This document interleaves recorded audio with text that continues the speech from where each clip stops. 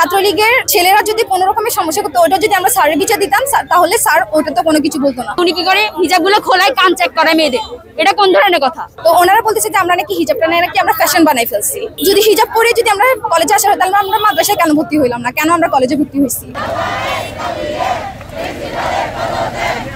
বাংলাদেশের একমাত্র computer institute Feni computer ইনস্টিটিউটের প্রিন্সিপালের পদত্যাগের দাবিতে আজকে শিক্ষার্থীরা রাস্তায় নেমেছে। তাদের আসলে রয়েছে এক দফা এক দাবি, প্রিন্সিপালকে পদত্যাগের দাবি তারা তুলে ধরছে।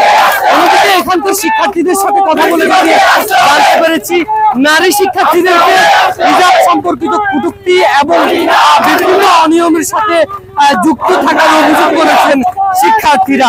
উনি সবসময় আমাদেরকে কি করবে, এক্সামে চলবে, ব্যাক চেক করবে, ঠিক আছে, উনি হিজাব খোলাবে, কান চেক করানো যায়, উনি হিজাব খোলাবে। এবং আমার কিছু সহপাঠী উনি এগুলো হয়রানির শিকার হয়েছে, ওদেরকে হিজাব নিয়ে কটূক্তি করা হয়েছে। কিছুদিন আগে যে আন্দোলনটা হয়েছে পুরো দেশে, আমরা অনেকজনের সহযোগিতা করার চেষ্টা করেছি নিজ থেকে। স্যাররা আমাদের যিনি সিকিউরিটি ইনচার্জ স্যার আছেন তাদের সামনে যখন সাহায্য চাইছি, প্রিন্সিপাল স্যারের কারণে তিনি আমাদেরকে নিরাপত্তা দিতে পারেন নাই। আমার সাথে হচ্ছে আপনার যখন আমাদের এক্সাম চলতেছিল ফার্স্ট সেমিস্টার, তখন হচ্ছে আমার অভ্যাস হচ্ছে আমি আপনার নিকাব পরে আসি। যখন আমরা হচ্ছে আপনার কলেজে আসি, কলেজে আসার পরে আপনার ভিতরে ঢুকে স্যার ম্যামদের হচ্ছে বক্তব্য হচ্ছে আপনার হিজাব খুলে ফেলতে হবে, ভিতরে ঢুকে আপনার নিকাব খুলে ফেলতে হবে, হিজাব খুলে ফেলতে হবে। যখন আমরা যদি না খুলি তাহলে আমাদেরকে ক্লাসে পরীক্ষার হলে ঢুকতে দিত না, 20 মিনিট পর্যন্ত বাইকিনের বাইরে দাঁড় করায় রাখতো। তো এভাবে ম্যাম 2 দিন করছে। তারপর লাস্টের দিন হচ্ছে আপনার স্যার ছিল, স্যার বলতেছে যে হিজাব এখন কেন করছো, এটা হিজাবটা বাইরে পড়ো, ঠিক আছে, কলেজের মধ্যে কিসের জন্য, কলেজে ছেলে আছে এই জন্য আমরা পড়ি। ওয়ালটন এসিতে ইনস্টলেশন একদম ফ্রি। তো ওনারা বলতেছে যে আমরা নাকি হিজাবটা নাকি আমরা ফ্যাশন বানাই ফেলছি। যদি হিজাব পরে যদি আমরা কলেজে আসা হয় তাহলে আমরা মাদ্রাসায় কেন ভর্তি হইলাম না, কেন আমরা কলেজে ভর্তি হয়েছি? তারপরে এটাই হচ্ছে আপনার যদি রেজিস্টার শাখায় যদি আমরা কোনো প্রবলেম নিয়ে যাই তাহলে ওনারা হচ্ছে মাঝে মাঝে দেখা যায় যে আমাদের সাথে খারাপ ব্যবহার করে। এটা সম্পর্কেও স্যারে কোনো রকমের কোনো পদক্ষেপ নেওয়া হয় না। আরো অনেক কিছু আছে যেগুলো হচ্ছে স্যার হচ্ছে আপনার কোনো কিছুই দেখে না। যতক্ষণ আমাদের দাবি আদায় করা হবে না ততক্ষণ আমরা রাস্তা থেকে উঠবো না।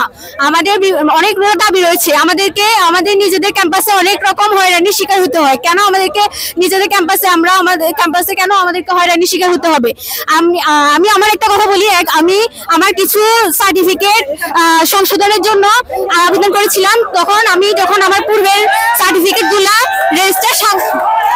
রেজিস্টার শাখা থেকে আনতে গিয়েছিলাম, তখন আমি 10টায় ক্যাম্পাসে আসছি, কিন্তু আমাকে দাঁড়িয়ে থাকতে হয়েছে টানা 1টা পর্যন্ত আমি দাঁড়িয়েছিলাম ক্যাম্পাসে।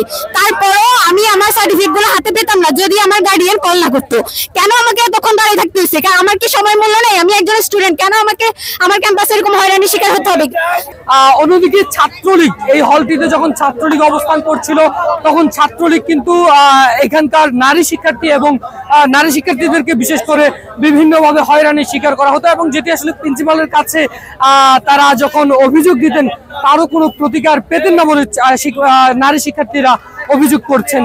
এছাড়াও এর সাথে যেই সাম্প্রতিক সময়গুলোতে যেই কোটা বিরোধী আন্দোলনে শিক্ষার্থীরা মাঠে থেকেছেন সেই সকল দাবিগুলোতেও শিক্ষার্থীরা যখন মাঠে নামতে চেয়েছিলেন প্রিন্সিপাল সেগুলো বাধা দিয়েছেন বলে দাবি করেছেন। সবকিছু মিলিয়ে সারা বাংলাদেশে একমাত্র কম্পিউটার ইনস্টিটিউট ফেনী, সেখানেও আজকে দেখতে পাচ্ছি যে আমরা শিক্ষার্থীরা তাদের প্রিন্সিপালের পদত্যাগের দাবিতে রাস্তায় নেমে এসেছেন। আকাশ, ইত্তেফাক, ফেনী। শিক্ষার্থীরা বলছেন যে তাদের এই দাবি না মানা পর্যন্ত তারা কিন্তু তাদের যে কর্মসূচি সেটি তারা অব্যাহত রাখবেন।